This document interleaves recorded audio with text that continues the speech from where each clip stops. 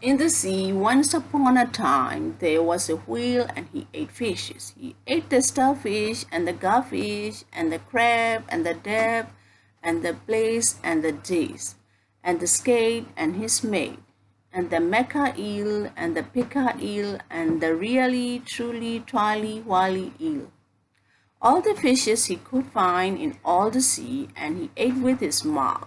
So, till at last there was only one small fish left in all the sea, and he was a small stutty fish, and he swam a little behind the whale's right ear, so as to be out of harm's way. Then the whale stood up on his tail and said, "I'm hungry."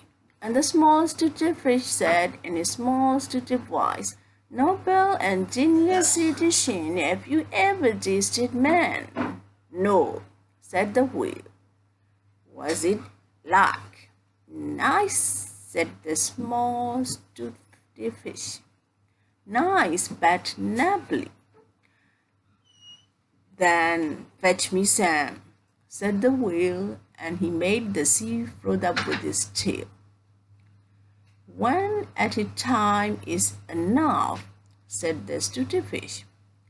"If you swim to latitude 50 north, longitude 40 west, you will find sitting on a raft in the middle of the sea with nothing on but a pair of blue canvas breeches, a pair of suspenders, and a jackknife, one shipwrecked mariner who, it is only fair to tell you, is a man of infinite resource and sagacity."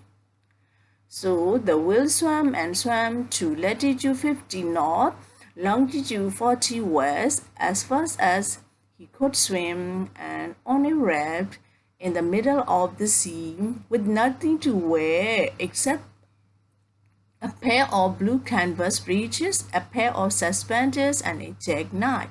He found one single solitary shipwrecked mariner trailing his toes in the water.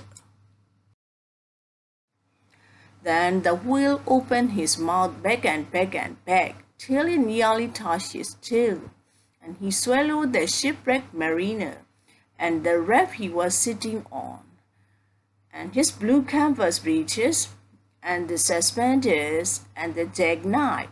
He swallowed them all down into his warm, dark inside cupboards, and then he smacked his lips so and turned round 3 times on his tail. The whale's name was Smiler, and the mariner was called Mr. Henry Albert. As soon as the mariner found himself truly inside the whale's warm, dark inside cupboard, he stamped and jumped and thumped and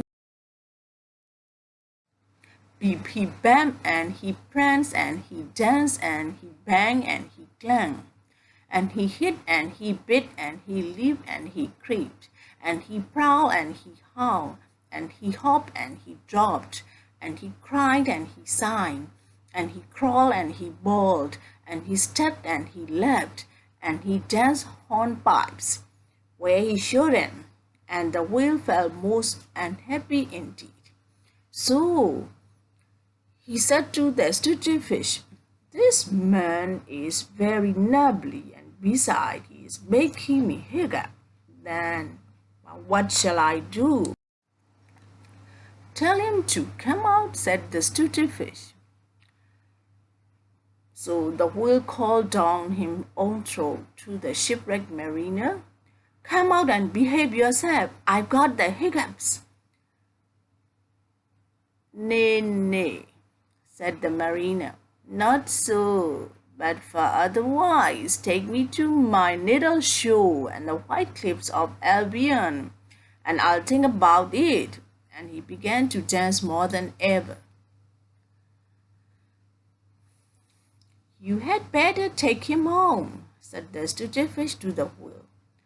"I ought to have warned you that he's a man of infinite resource and sagacity." The little stupid fish name was Pingle. He is hiding among the roots of the big seaweed. that grows in front of the doors of the equator. The whale never found the little stutty fish till he got over his temper, and then they became good friends again. So the whale swam and swam and swam, with both flippers and his tail, as hard as he could for the hiccups. And at last he saw the mariner's needle shore and the white cliffs of Albion. And he rushed halfway up the beach and opened his mouth wide and wide and wide and said, "Change here for Winchester, I should Lord Nashua, King and stations on the Fitchburg Road."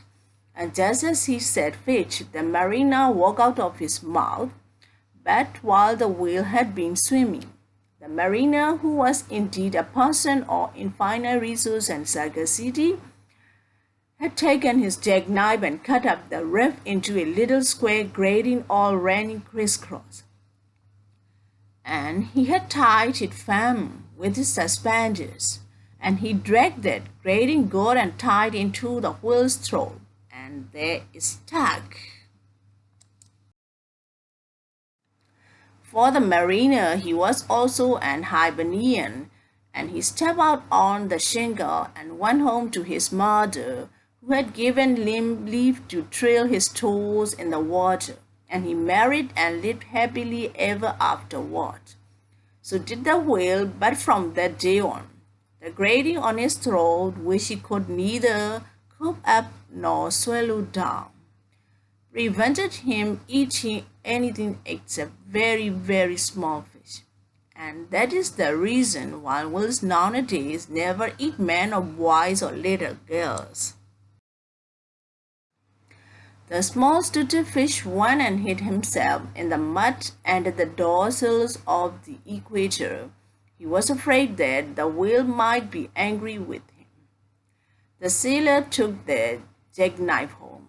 He was wearing the blue canvas breeches when he walked out on the shingle. The suspenders were left behind, you see, to tie the grating with. And that is the end of this tale.